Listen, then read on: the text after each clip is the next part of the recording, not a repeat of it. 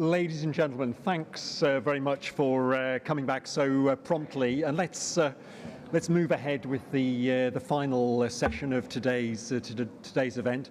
And this one, I know we've talked quite a lot about technology already from different perspectives, but this one really is about the steel and the tech.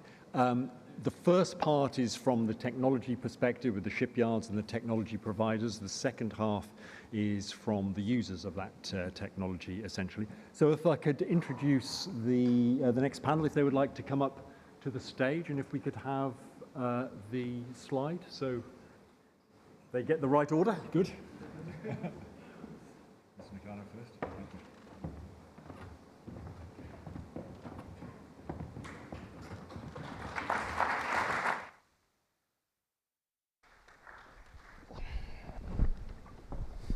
Thank you. Thank you, gentlemen. Thank you for giving them a warm welcome. It's a great pleasure to have you here. The theme is building the world's future fleet, progress on alternative fuels, retrofits, and new builds. And if I could introduce them, at the far end we have Takashi Nakabe, the president of Onomichi Shipyard. He's the fifth generation president, and it was his great-great-grandfather who actually established the original shipyard. So welcome to you, Takahashi. Next to him is John Cooper, the CEO of BAR Technologies, which is, many of you will know, has been a pioneer of new forms of propulsion, particularly wind power. But John had a very interesting career before this, 15 years or so, in Formula One at McLaren Racing and within Formula One. So bringing high tech to shipping, which is a nice twist. We also have Manabu Kawakado, my apologies, Executive Director and CTO, Head of the Marine Engineering Center at Mitsubishi Shipbuilding, one of Japan's major yards, of course. And lastly, but certainly not least, Ken Hasegawa, the Head of Maritime Innovation Lab in Mitsubishi Corporation. Gentlemen, thank you very much indeed. I'd like to start with the discussion of the key question before we dig into a little more into other issues. With alternative fuels mostly not yet available, energy-saving technologies have gained great interest, but there's widespread uncertainty actually about the effectiveness and payback of certain types and how they are interplaying with each other. They also are expensive to fit. They take vessels off hire, which is probably more of an expense at times. So the challenges are great, even though the impression may be very, very alluring. Could I start with you, Ken Hasegawa? What do you see of the opportunities in energy-saving technologies? And is it, could I put it rather bluntly, is it a bit of an excuse for not investing in truly green ships? Right. So, first of all, I often see a debate whether to choose energy-saving devices or alternative fuels. But I think the future is that alternative fuels and energy-saving devices will work together. You know, if, as Lola mentioned earlier today, if the industry is ready to use alternative fuels, which is 3 times or maybe 4 times more expensive, then 1% of fuel consumption reduction value matters. And energy-saving devices will save green fuels as much as they do fossil fuels. Yes, true. So, like, if I take an example of any energy-saving devices with presently 10 years payback, then the payback will be 7 to 8 years with worldwide tax in place, of course, subject to the carbon pricing, of course. And it will be even becoming 3 years return on investment when the vessel is consuming e-methanol.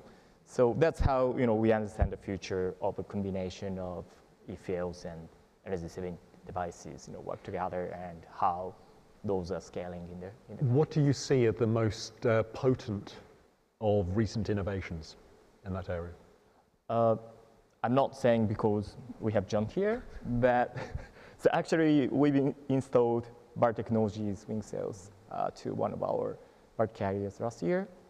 And we believe in the power of wind propulsion in general because it can be retrofitted. You know, when you look to dry bulk segment, for example, maybe 20% of existing fleet are younger than 5 years old. So how to make existing fleet more greener is you know, on the high agenda as an industry, and this technology can be retrofitted. And also, like, it's a free fuel, obviously. So we don't need to care about the complicated LCA assessment kind of things. So that's how we started to be interested in wind as a technology. And yeah, I think that's a good showcase to tell how we commit to be the first mover and support new technologies as such to scale in the industry. Thank you. We'll come back and talk a little more about the business case around such things in a little while. But let me just move over to Manabu Kawakado of Mitsubishi Shipbuilding.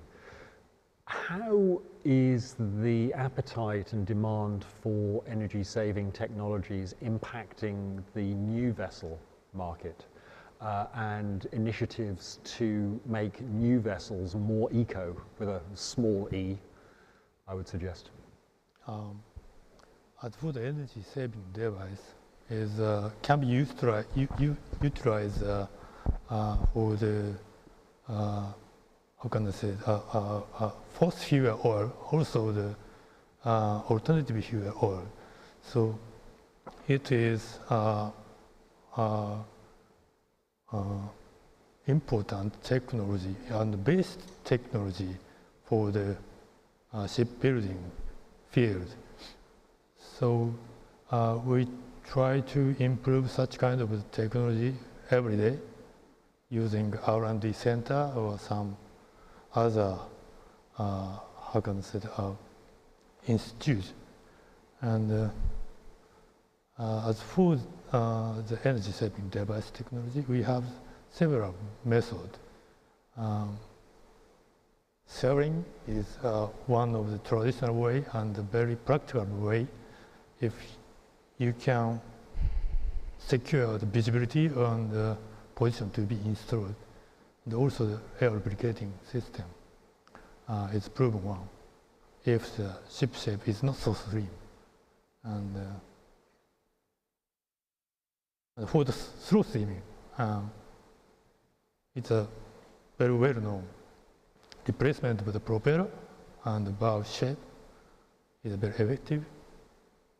So our ship, as a shipbuilder, we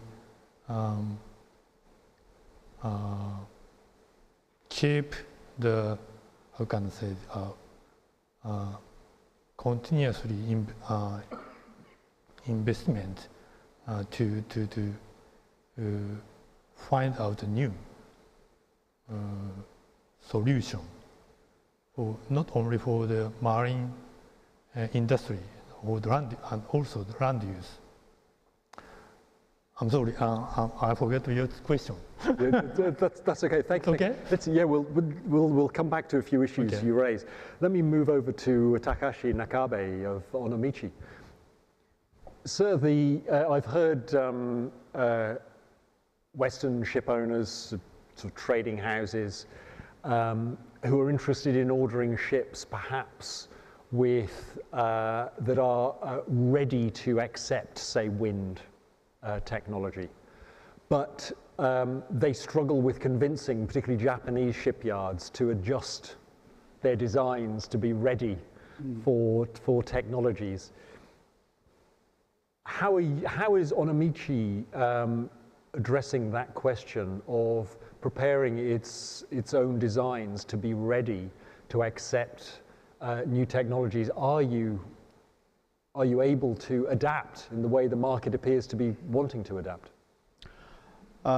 Thank you so much, Rian. At this moment, my shipyard, Onomichi Dockyard, we concentrate to build the conventional type, not the dual fuel vessels. We are now accepting only the wind devices, such a kind of devices. The reason why is I personally do not feel the availability of the new type of fuel within 5 years, sometimes 10 years. All the time we are talking about the new type of fuel, maybe almost 5 years ago, already 5 years we spent. But the main engine, sometimes pumps, such a machinery we made. But nobody invest supply chains. So I think it's quite difficult to make supply chain instead of the fuel, normal fuel. That's why I don't believe the new fuel it's coming. And also one more thing is now over 200 million tons heavy fuel, the shipping market, shipping industry, we are consuming. If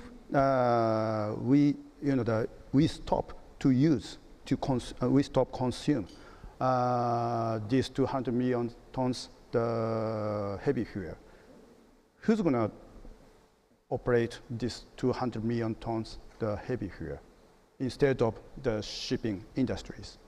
If we can find some other industry, for example, discard or reuse this heavy fuel without zero emission, so it's okay. We should change to the fuel. But maybe it's impossible instead of the shipping industry. I don't think, I don't know, so who can operate, who can discard this over 200 million tons heavy fuel without emitting any CO2. So it means the shipping industry, shipping sector, we are now adding the one more plus, the barrier, transportation, right? With consuming heavy fuel. So if I see that inside of the shipping, so everybody have to talk about alternative fuel. But if our consumption becomes zero, I mean, heavy fuel consumption becomes zero, who's going to treat this over 200 million tons heavy fuel? So that is a big question mark for me. And also, if we can't find anybody who can operate this over 200 million tons heavy fuel, discard or reuse without any CO2, so we should start this the argument. This is my consideration.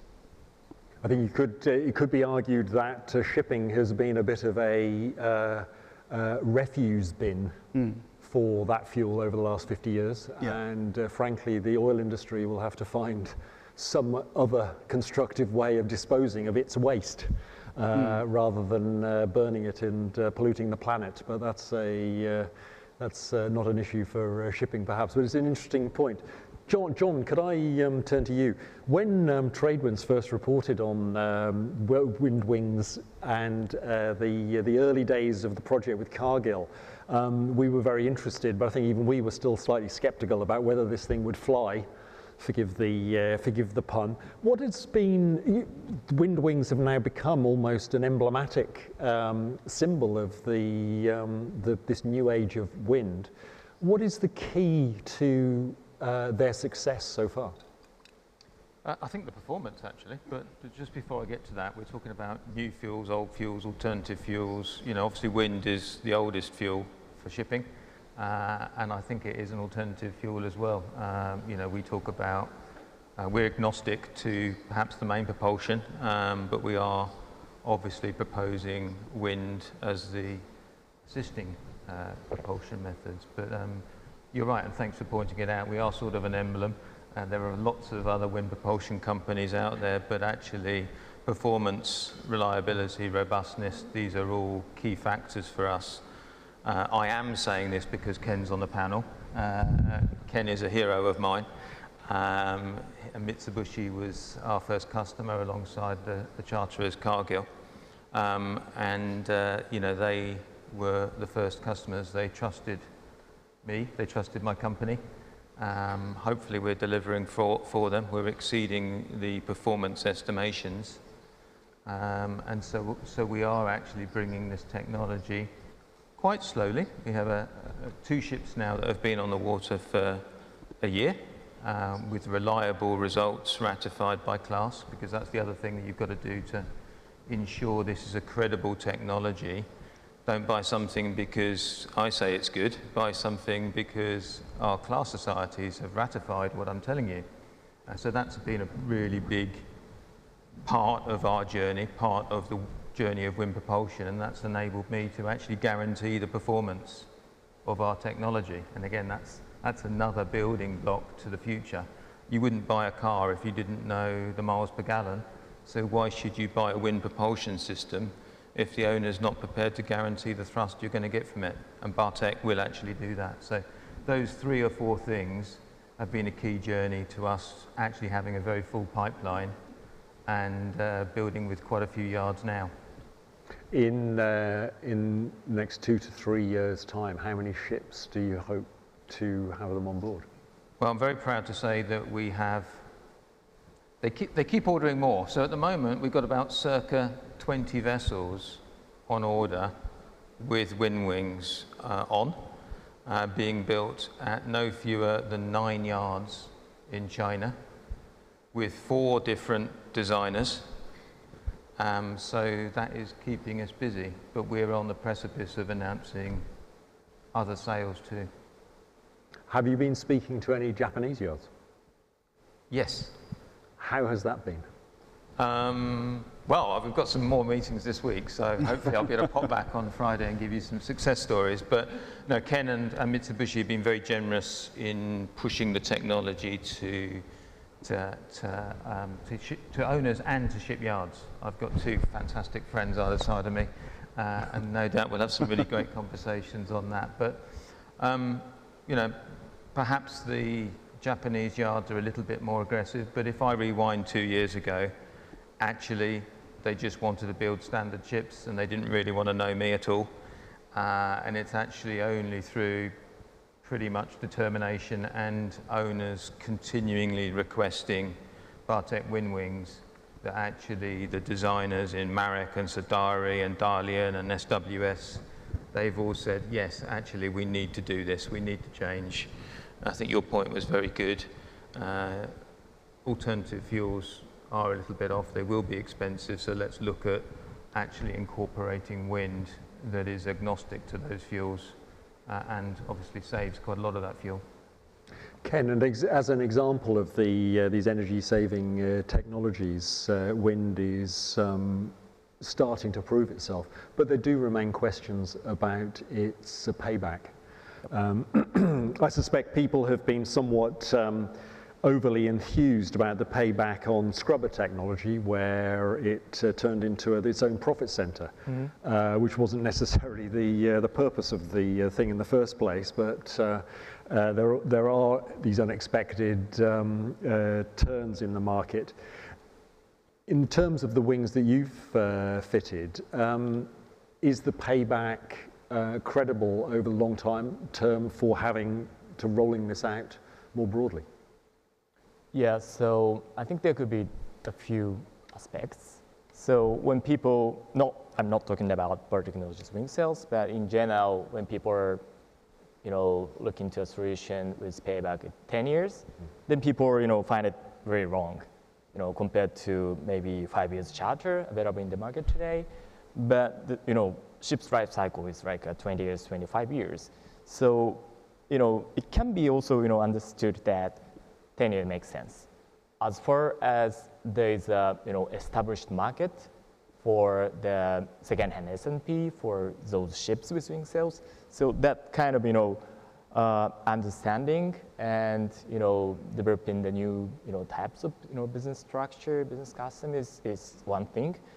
But also, I do see the necessity to make it, shortened as much as possible, and maybe regulation will support in a way, like as I mentioned, when the carbon tax is in place, then obviously the payback will become shorter, and also addressing to your discussion with John, we started our first project for the retrofit project, to existing ships.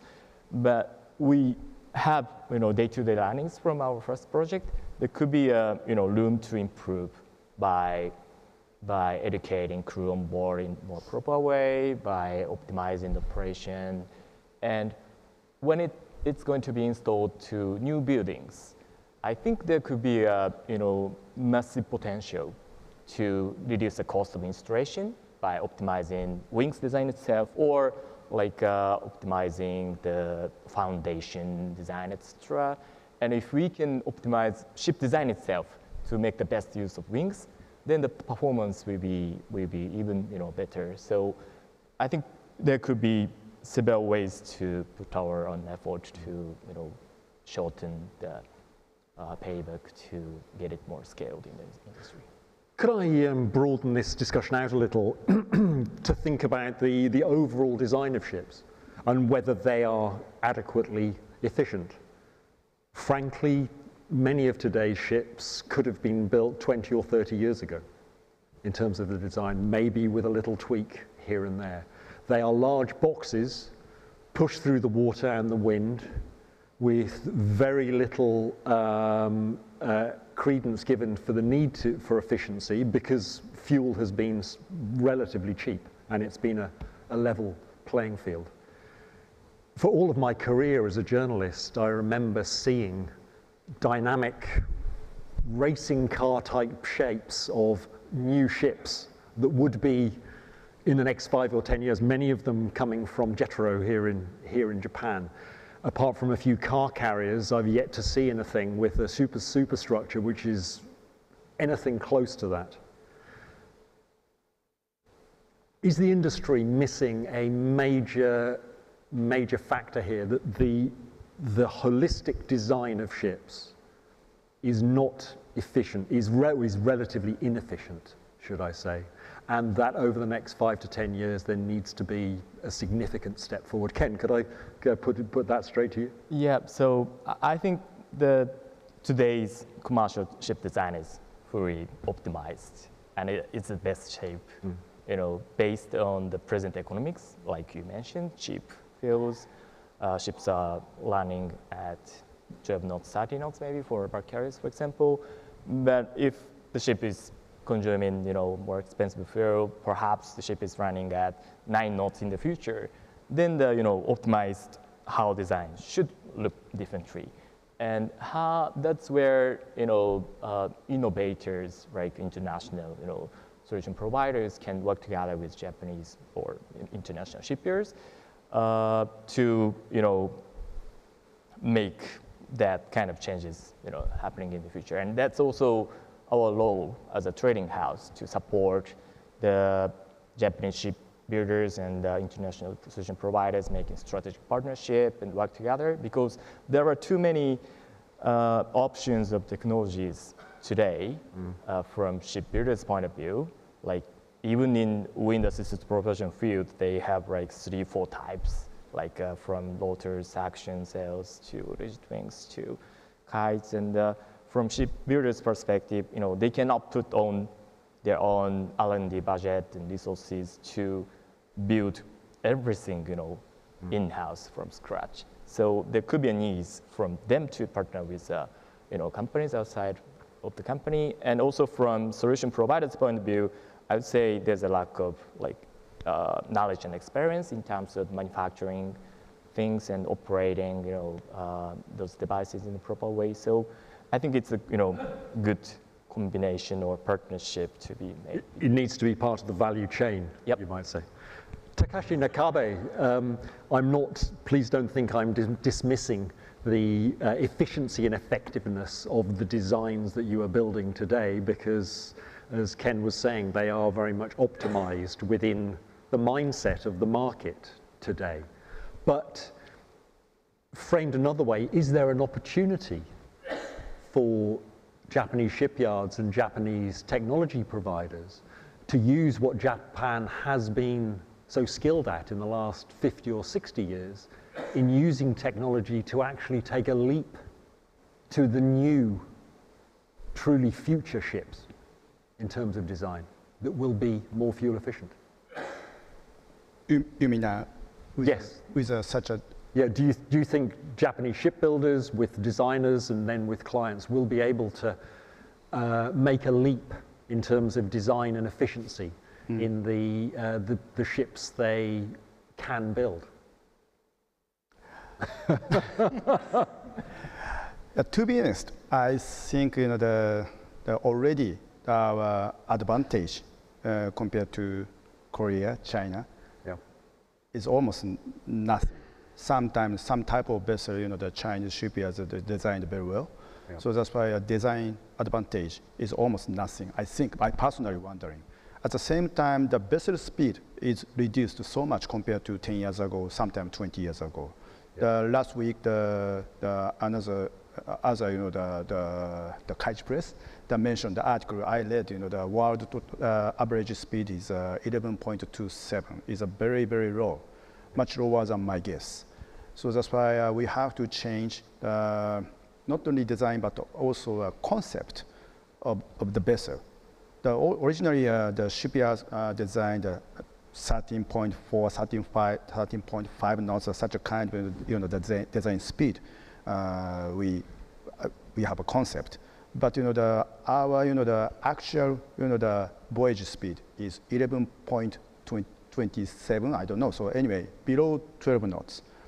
So we have to optimize if this speed is a real speed. We have to optimize much more the machinery, main engine, everything for below 12 knots.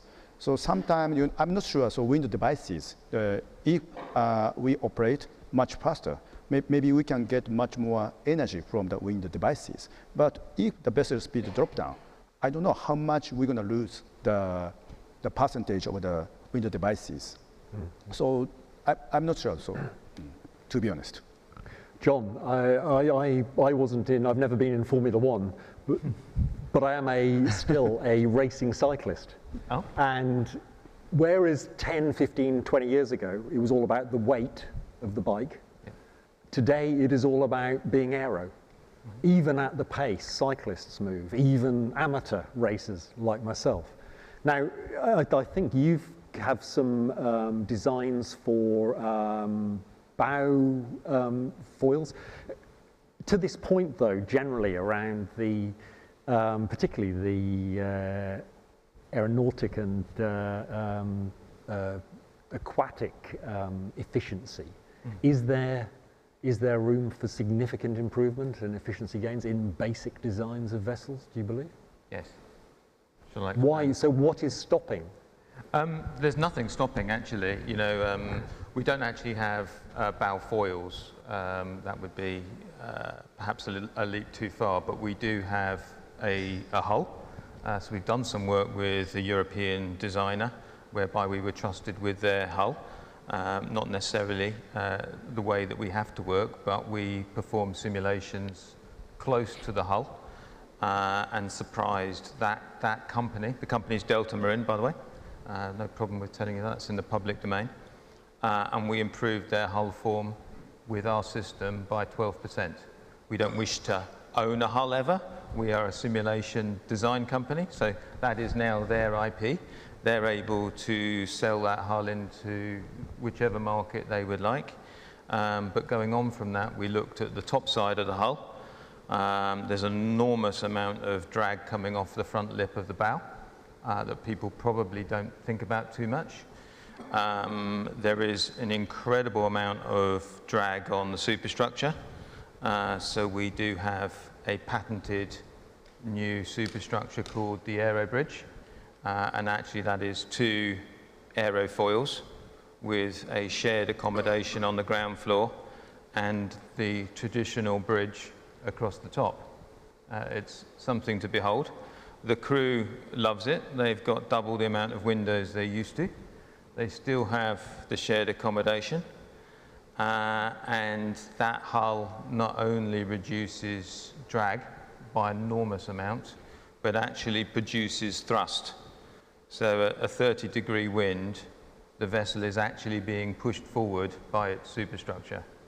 So these are all things that will be available to all designers, should they have the foresight to actually deploy them.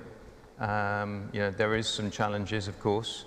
The first aero bridge has already been purchased under license. Sadari, the Chinese designer, have worked with us to split the flues of the main engine and the auxiliaries, to do the vibration studies, to do all of those sort of things that, quite frankly, a lot of people go, you'll never do it because of this, this, and this. Well, we have done it. We are deploying it. Like it or not, this is coming. We'd like to work with the Japanese ship owners. You know, you mentioned Formula One.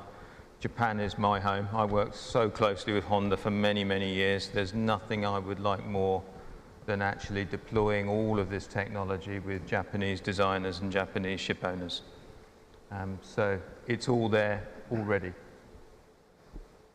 Kawakado-san, what is your perspective on the ambition for significantly more optimized designs to significantly reduce the energy consumption of what would be a conventional ship? Do you see that as realistic? I hope such kind of the vessel to be available in the future. And honestly speaking, as for the energy saving device, it's a, how can I say, maybe the technical readiness level is maybe 8 and 9 and 10, so 9. So it's a practical method. Methodology is how can I say, established already. So as Mr. Hasegawa said, 1% gain is a very, very hard way to improve at this moment. And new technology for example, the alternative fuel, instead of the energy saving device, is on the table now. And TR level, for example, TR level 6 or 7, maybe. It's the stage of the simulation or stage of the experimentation. So if some investor put the money, large money, to push the development to proceed excessively, maybe we can find out breakthrough points in the future. You said payback, about payback. I'm technology people, so please don't say payback at this moment. Today we have to develop. Yeah. Yeah, stage is different. We have to be ambitious. Yeah. Indeed. Yes, I try to say that kind of situation. Honestly speaking, it is difficult to explain payback to the ship owner. Yeah. Because you know this, we have to incorporate the several technology into the one hull form. So we just guarantee the total performance. We cannot determine the performance, each technology's performance. One technology is 1% and the other was 2%, like that. It's difficult for shipyard. So I try to ask the ship owners such kind of situation to proceed the technology development, yes. We heard earlier from the small Japanese owner, Soki Kisen, that they were playing wait and see before investing. Yes. And as a final open-ended question to you, and from your different perspectives, could I ask,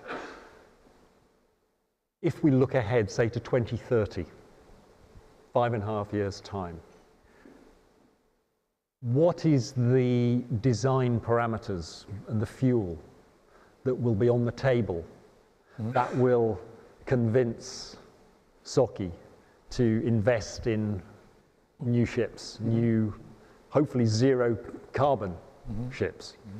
So the 2030 optimized design, in a nutshell. Ken, what would you, how would you see that landing? Yeah, that's a good question. So I think fuel option keeps changing.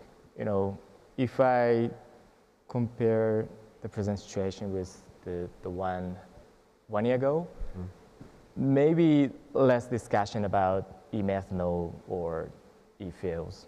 today, people are rather talking about LNG, potentially biomethane, e-methane in the future, or like biodiesels right now. I think that's because people start to understand the reality of economics of e-fuels in terms of the price and also the production capacity. So I can't suggest one single, option in terms of the fuel, but yeah, like we discussed. Do you think it will be clarified in 5 years' time with this rate of change, or will there still be many choices? Will still be many choices, and depends on the route and the chip side. Hope MEPC next spring will give us some clarity on that, but still many unknowns. But one thing for sure is that, like we discussed today, if we can save 1% of consumption by using new technologies, it works for all the fuels. Also, although its economics might look slightly different, but as far as you can save 5% by putting 1 million, then it's a good investment. So I'd like to suggest, and you don't need to jump into, wing sales as a first project. I think you can start with rather, smaller, low-hanging fruits kind of investment to understand its economics, how to work with, charterers in terms of, making a fair agreement on charter parties, and then gradually, expanding those trials to bigger, solutions, technologies. I think that's what I can say right now. Thank you. Mr. Kawakado, Yes. your vision of the standard ship in 2030, what would appeal to the... You talk about the alternative fuel. You talk about the alternative fuel. Yes, probably will be alternative fuel, and what technologies may be incorporated, energy-saving technologies incorporated into the basic design. We are now focused about the ammonia because Japan needs to import the ammonia for the power plant. So the ammonia carrier will increase. So ammonia fuel should be, how can I say, we have to apply. So we focus such kind of ammonia fuel, and also the carbon capture system. We focus Onboard carbon. on carbon. Yeah. Yes. But how can I say now? CO2 value chain. It depends on the CO2 value chain. Yeah. Also, we focused on the liquefied CO2 carrier. Yes. And now we focus standardization, liquefied CO2 vessels. Japanese government leads such kind of a project, so our company joined that project. Yeah, maybe MC is also. So through such kind of the how can I say activity, I believe ammonia, CO2 capture, and liquefied CO2, maybe some relation will be made in Japan. Yeah. I hope it will be the near future. Yeah, in 5 or 6 years. Yeah. Thank you. Mr. Nakabe, by 2030, will you have embraced dual fuel at the very least? I personally not, the dual fuel. I don't feel any possibility about the dual fuel. Of course, the technically it's possible, but the cost and also supply chain, the both of them are still the just talking. For example, Japan, we started to import natural gas, liquid natural gas, almost 40 years ago. But how many ports we can bunkering the LNG? Only 4 ports or something. So 40 years, 4 ports. So it means so ammonia, methanol, some other the fuel. Sometimes the vessel like a container vessel. Every time the going to the specific port. Such a kind of business might be possible. But we are building the bulk carrier tankers. This is a trumper, so we can't decide the port, final destination, and also almost impossible to guarantee to get the fuel the alternative fuel. So that's, and also I'm watching the automobile industries. Now they shipped electric vehicle so much, especially European car makers, but now switch back to the normal engines because of not the decarbonization, there's some political reasons. The Mercedes, Audi, the BMW, that they switch to the electric vehicle, but they produce the battery. They have to rely on Chinese the natural resources much more. So that's why they have to back. Of course, decarbonization is the very good story, but at the same time, there's so much politics related with such a kind of decision, I think.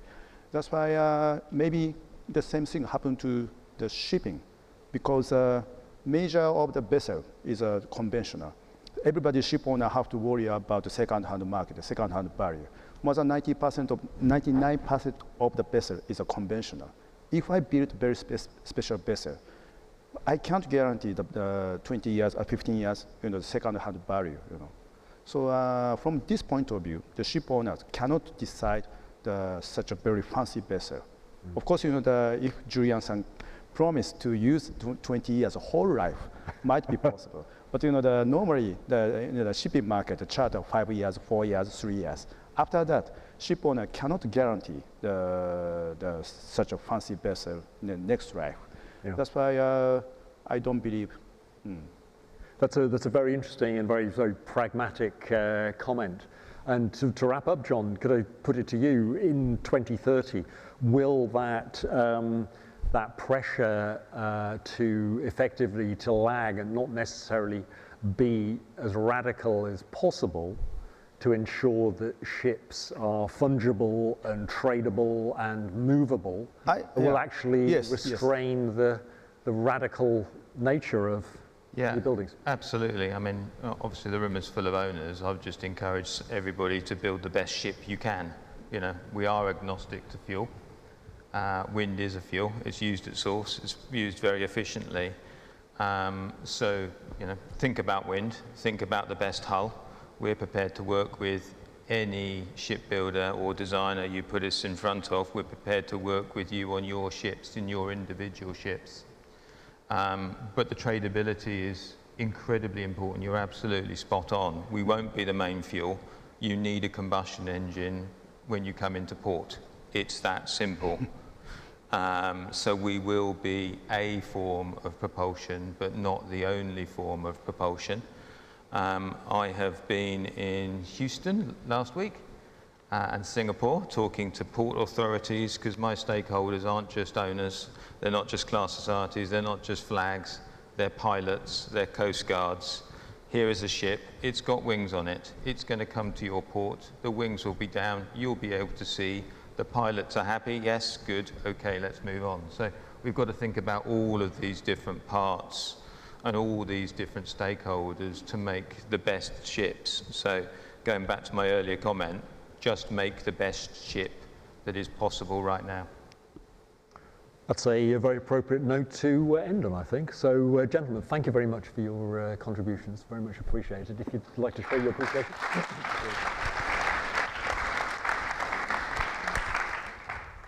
Thank you to you all. And if I could ask the final panel to come up onto the stage, I'd appreciate it. Thank you. Thanks. Thanks as always. Thank you. Winston. Thank you.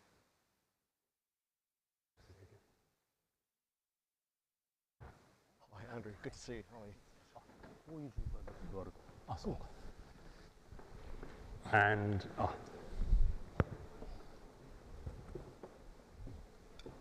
Mr. Nakano, thank you. Hi. Nice to see you. Mr. Kubo. Hi. Good to see you. That's good. Andrew, nice to meet you. Hi, Andrew, nice to meet you. Maybe I'll speak in Japanese, maybe. Okay, okay. We are using Japanese. Oh. Okay, can I use this? Thank you. Of course. It's okay.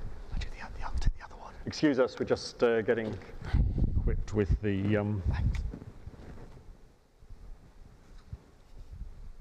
I have one here. Apologies. The translation device.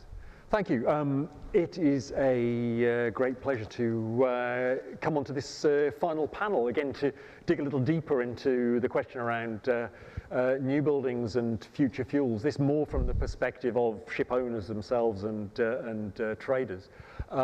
It's a pleasure to be joined by Michihiko Nakano, the CEO of E5 Lab, part of Asahi. You can call me the Mike. Mike. Mike. Thank you, Mike. I've been destroying the Japanese culture all morning. I must apologize for it. Yeah, part of Asahi Tanker, which is a collaboration around the tanker business working on new technologies. Next up is Øystein Kalleklev, the CEO of Flex LNG and Advanced Gas, of which he successfully managed to sell most of a couple of months ago in a deal that was actually came about, I think, had its roots at a shipping conference, no less. Not one of ours, sadly, but nevertheless, congratulations to you for that, Øystein. Andrew Hoare, the head of Fortescue Marine Systems and Green Shipping as part of Fortescue, the major Australian mining and minerals group. And at the far end, a pleasure to have Hiroishi Kubo, Executive Officer for Mitsui OS-K Lines, and he oversees the marine fuel and carbon solutions projects. Maybe you can call the shorter Hiro or something. Okay, Hiro, thank you very much. Gentlemen, can I ask you a first sort of straight question? We're talking a lot about future fuels and what is being ordered and what is not. This year, I believe, around 50% of ships being ordered are still conventional. Those ships will be around for 20 or 25 years, when we'll be heading very quickly towards net zero, probably, in all likelihood, the way the politics and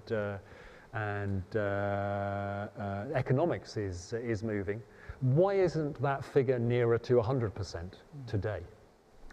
じゃあ日本語で失礼しますけれども、Yes, looking at the operators and the ship owners, I don't think they have still doubt to decide one.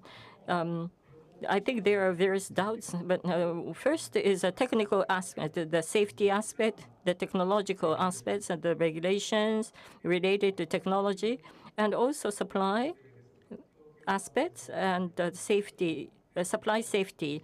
So how freely we can purchase. And also the economic aspect, the last aspect, and concerning the alternative fuels, mostly they are going to be more expensive. And taking into consideration these points, at this moment, the ships that will come, the alternative fuels that would need to be considered in the future, we still have doubts there to utilize the alternative fuels. Yeah, we're still skeptical about this, and to just draw down to one type of fuel. Your main fleet, your focus is principally LNG today in Flex LNG, and those ships are burning LNG. But when you look out across the broader shipping world, and you're part of the Fredrickson Group, of course, that has many ships of other types. Is it a surprise to you that not more ships are currently being ordered to be dual fuel, which builds in that optionality today? Or do you see that it's simply the business case isn't quite there for a lot of people? No, I wouldn't say I'm surprised. Actually, 50% alternative fuel is quite big, because I think, for a lot of the tankers and bulkers, it's very expensive investments to put on a dual fuel system. So kind of you solve the propulsion puzzle for some of the segments, being LNG ships, where you can just eat off the cargo for your fuel needs. Similar for LPG, where you have the dual fuel LPG engine now, and also where you also see the LPG ships also becoming more like the VLACs, ammonia carriers. We have sold off 16 of our VLGC this year. We still have 4 MGCs left, where we can also carry ammonia, and where we're also looking at the ammonia upgrade for fuel. Large container ships, most of these are now turning to LNG.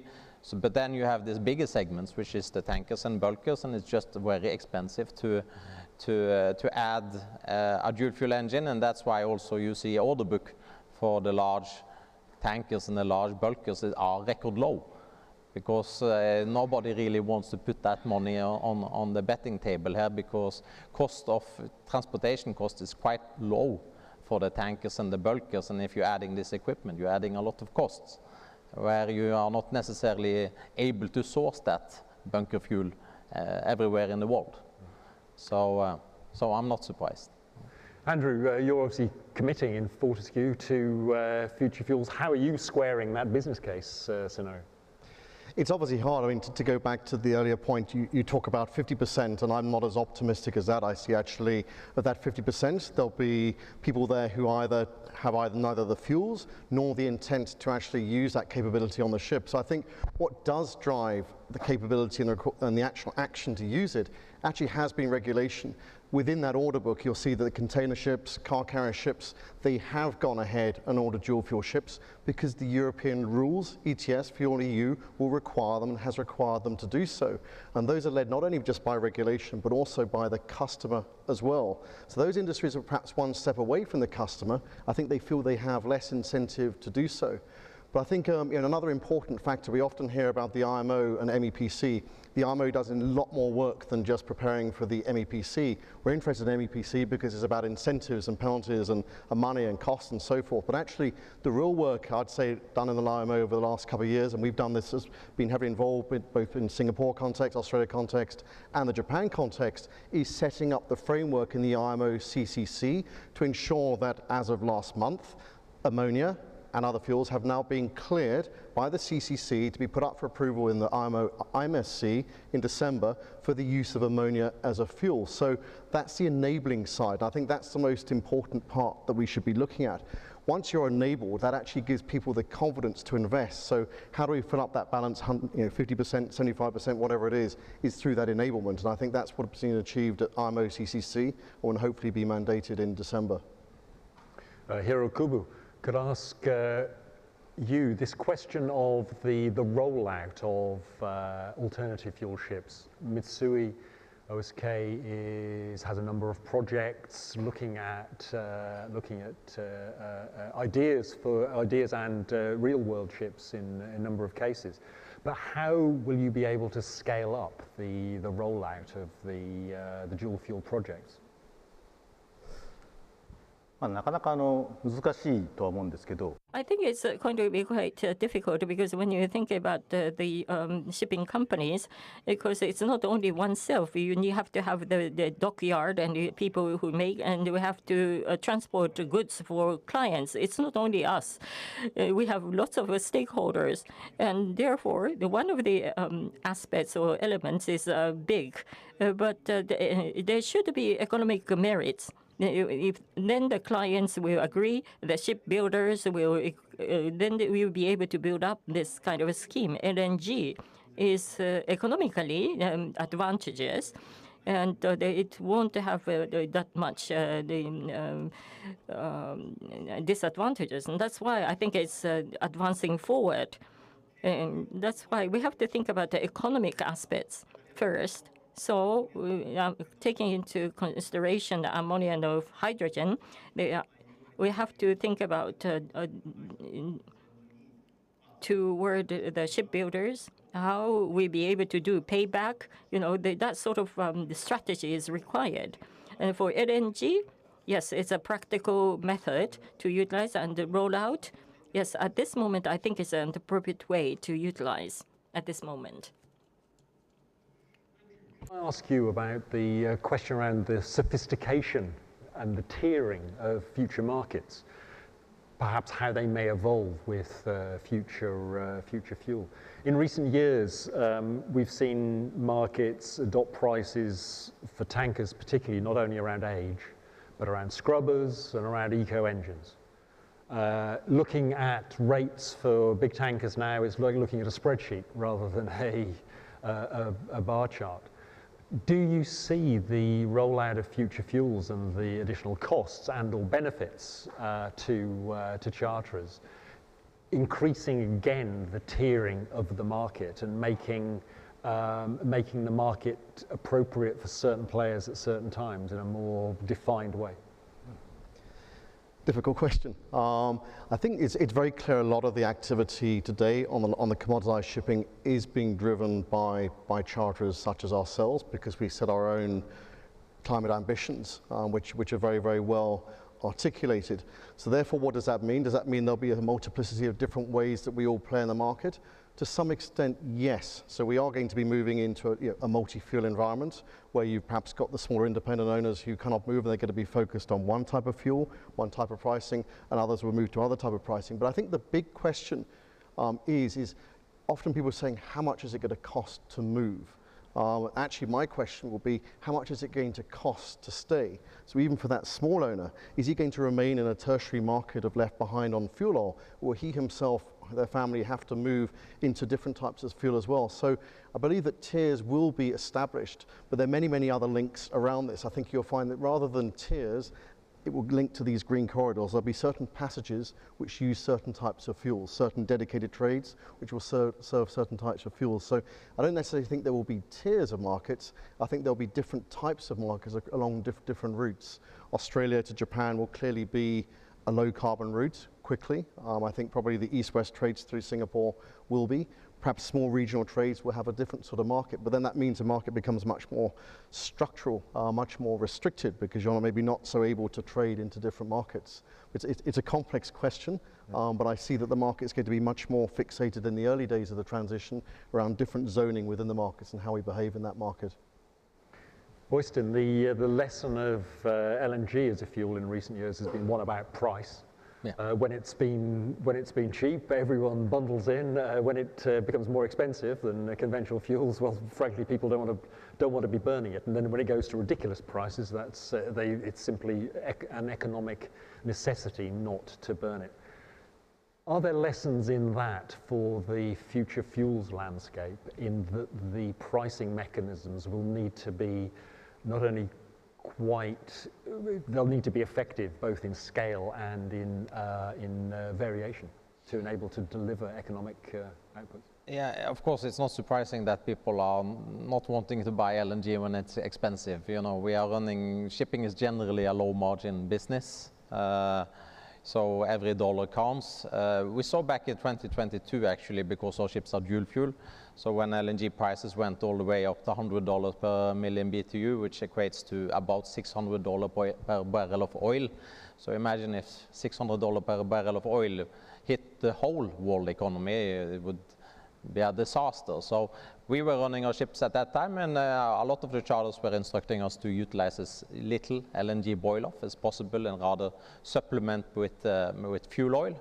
And our kind of CIA rating took a hit that year because of that. Now that LNG prices come back to earth, we see us mostly burning LNG all the time on a natural boil-off speed. But in general, you know, the LNG bunkering market has taken a lot of time to develop, and it was really hit by the fact that LNG prices were so elevated during 22 and 23. EU was complaining a lot. EU did not complain in 2020 when LNG prices went on to $1 per million BTU, which is about $6 per barrel of oil. But once it became excessive, then they started to complain. But also that kind of volatility in the prices and the elevated level also resulted in that LNG bunkering market stopping up for basically 2 or 3 years. And as you wrote in TradeWinds recently, or Lucy wrote, the LNG bunkering market is really coming back now because of all these alternative fuel ships, particularly in the car carrier and the container segment, where there's a lot of fueling demand for ships. But this means that if it takes so much time to build our LNG bunkering system, imagine how much time it's going to take to build our methanol or ammonia fuel system. Indeed, indeed. Mike Nakano here. Do you believe that LNG has a long-term future as a fuel alongside zero carbon fuels? LNG はその well, for the LNG, the emission reduction effect is kind of limited. So like bridging fuel, I think it is just bridging fuel.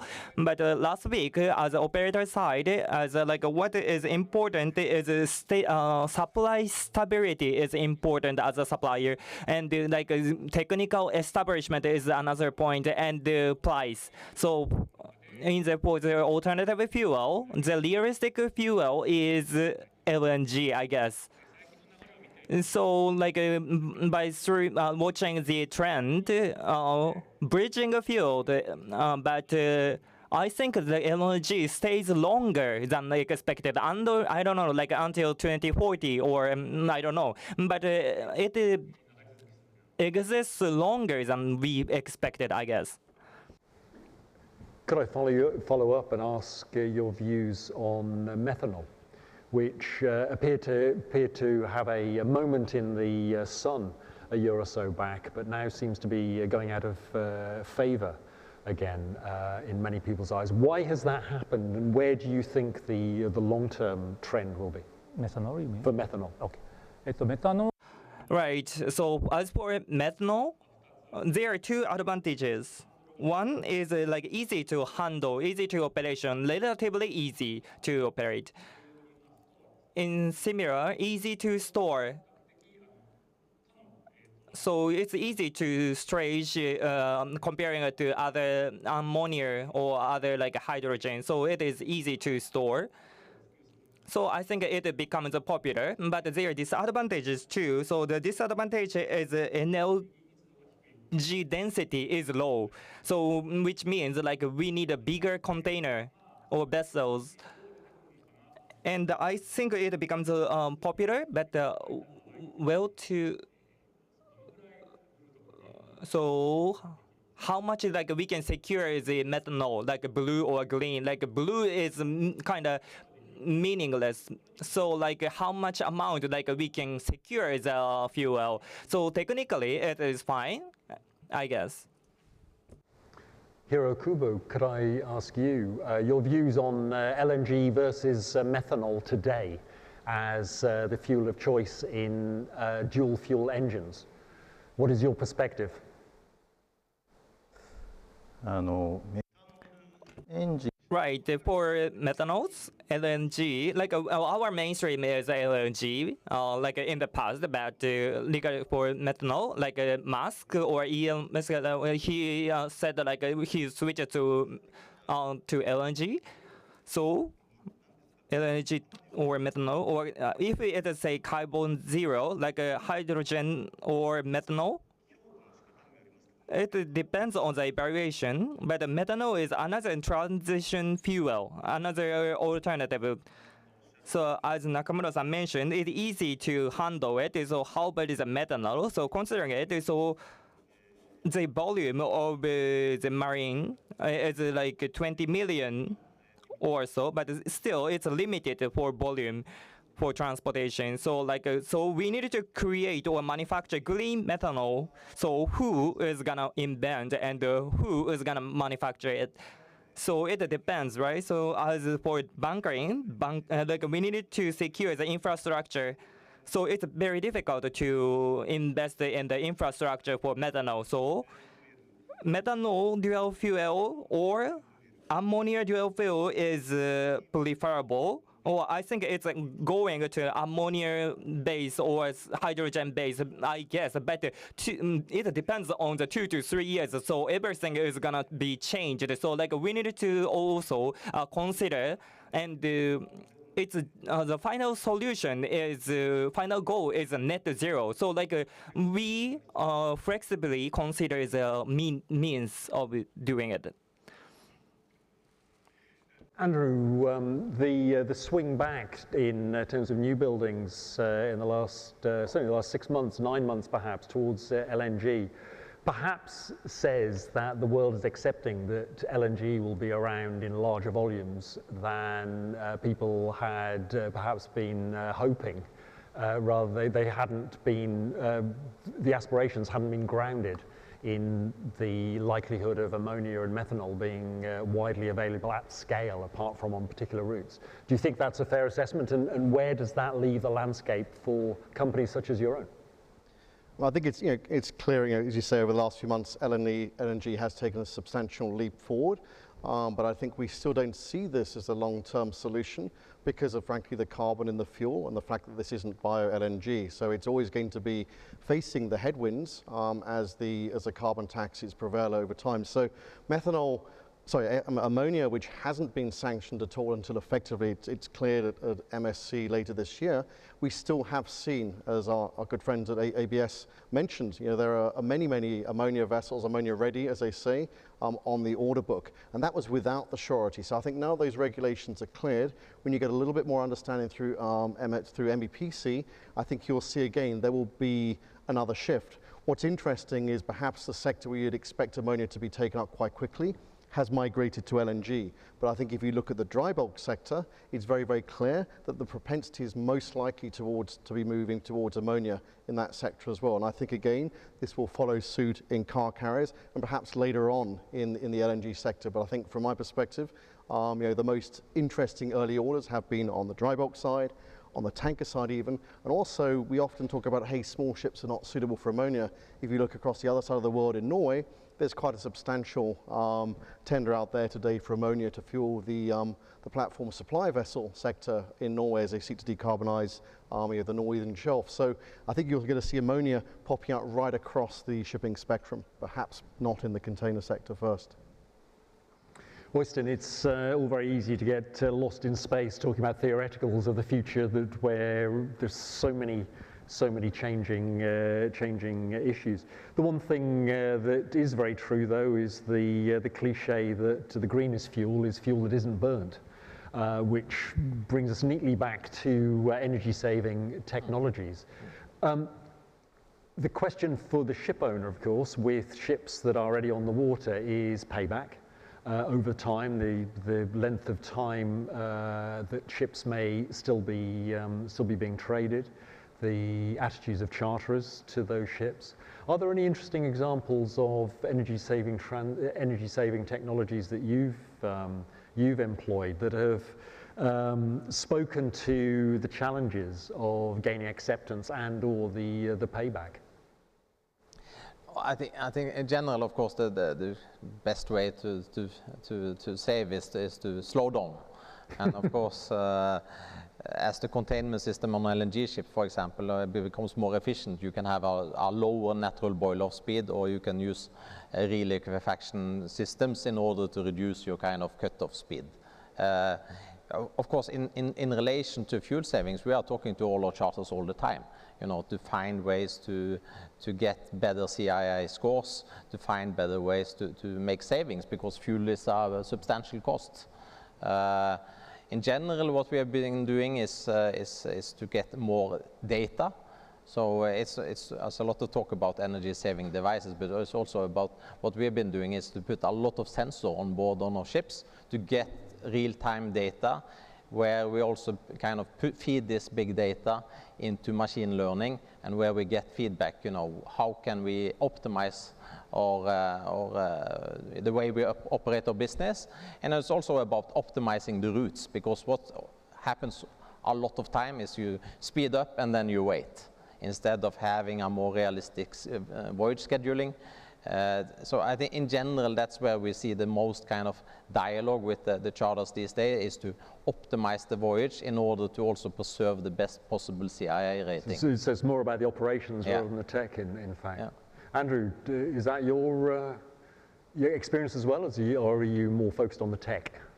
No, I think it is both. I think maybe just to build on tech, I'm often associated with being the ammonia person as well. I think if you look at the whole spectrum of fuels, we must add electricity, the electron, to that spectrum as well. From the previous section with Bar, their technology came out of Formula One. We have a technology group, Fortescue Zero in the UK, and that started from Williams Engineering. We just signed a $2.5 billion order with Liebherr to supply 450 mining trucks with batteries that we will manufacture, we'll produce the systems in the UK. So it is that spectrum. So technology is very, very key, and the mix is very, very broad. It's not just to the fuels, you say, not just to the things you burn, batteries is great to be used in ports and so forth, and tugs and so forth, for nearshore shipping. So the spectrum is broad, so interesting developments on the way. Mike Nakano, have you looked at energy? Do you look at energy saving technologies in the context of fuel demand as well? What is your perspective? そうですね。いや、今行う Right. So what we done is kind of try and error stage, I guess. So to solve the challenge, we needed to assess the impact in the long term. So something like a breakthrough is available or not, or supply chain breakthrough is needed, or something, if something is missing, it is not clear, I guess. Yes, this is a good question, but it's difficult to answer. Fair enough, fair enough. Just to wrap up, could I ask you all for your view of what you would like to see change? I know Øystein is a bit of a runner, and one of the key maxims of all sports people is changing what you can influence. Don't worry about those issues that are out of your control, but focus on the things that you can change, that your company can bring some impact to. So, Mike, what are the key elements of the green transition do you hope to bring to the industry in the next few years in your role? key factor. Right, for key factors, right? So personally, energy consumption it would be determined with 3. So one is price difference is one first point, and the technical breakthrough is second point, and the third, and the legal framework is another element, I guess, for transition. So within 3.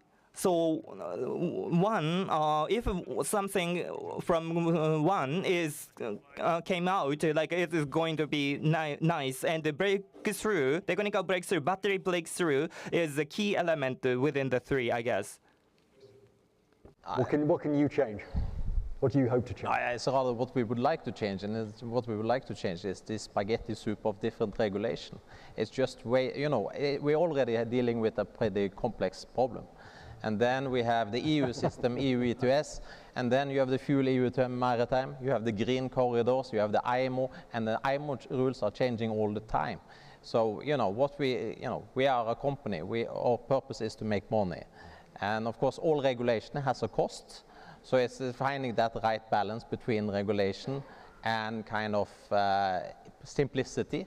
So I just have to repeat what the CFO of NYK said. I used to be CFO of Knutsen NYK. Okay? It's a uniform system that applies to all to make a level playing field, which makes it also less costly to comply with.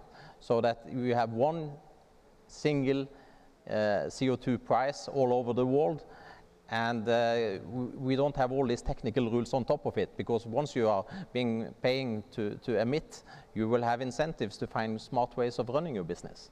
I guess next spring we'll probably have an answer to a major step forward in that, if it's possible. So yeah, indeed. Hiro, what would you like to change or like to see changed? There are two. One is cost-friendly. Okay. Because the cost is encourage us to promote forward.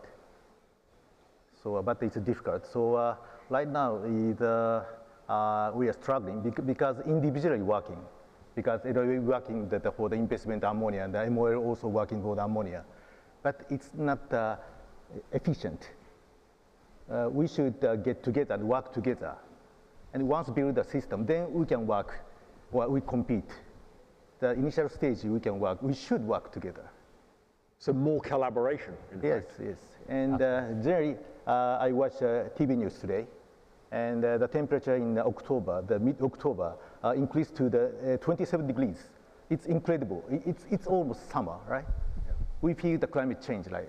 Yeah. And also the fruit is too much ample and rotten, and cannot eat. It's, for example, the apple and the orange, we cannot eat. So it's big influence on the people who are living in Japan, even Japan. So we feel that, we acknowledge that, we should change personally.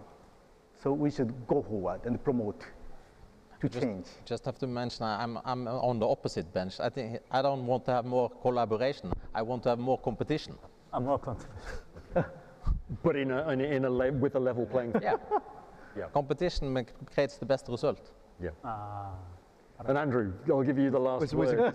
It's a good reminder actually why we're doing this. It is because of the climate and rising sea levels. I think what I'd really like to see, apart from a really, really high carbon tax, would be that there is a longer term pricing network for the purchase of fuels. Shipping is always purchasing spot. If something is cheaper, you'll move to the other fuel and so forth. You know, for us to develop our projects, our peers develop these projects, we do need that longer term pricing security in order to develop these projects. So I think a very, very different way to pricing bunker fueling for shipping, I think, will be a very, very positive advantage to the market. Lovely. Gentlemen, many thanks for your insights today. If you'd like to show your appreciation. Thank you very much. Thank you. Again, just stay there for a moment. Just let me say a final few words, principally of thanks, actually. I obviously hope you found this valuable, and as part of TradeWinds' mission to not just report the news day to day, but hopefully bring people together and give them forums and make new contacts for them to share the challenges and the opportunities that they have. There will be a survey sent to you after the event, and we would welcome your views of the good, the bad, and the indifferent about this event to help us improve in the future. I'd really like to thank all my colleagues from TradeWinds and DN Media for organising this, and particularly Nikki, who arranged a lot of the panelists. It couldn't be done without her. I'm just sort of the front guy, frankly. I'd like to thank again the translators who've done a wonderful job today in difficult circumstances. People like me speaking too fast, jabbering on about technology can't be easy. So thank you to them and the team on the AV from the hotel. And last thanks to the sponsors, of course, particularly ABS, which we value. We wouldn't be able to put on these events without that. And lastly, thanks to you. And next door, there's a reception with drinks and a little lunch. If you care to join us, it'll be our pleasure. Thank you again, and look forward to seeing you next year. Thank you.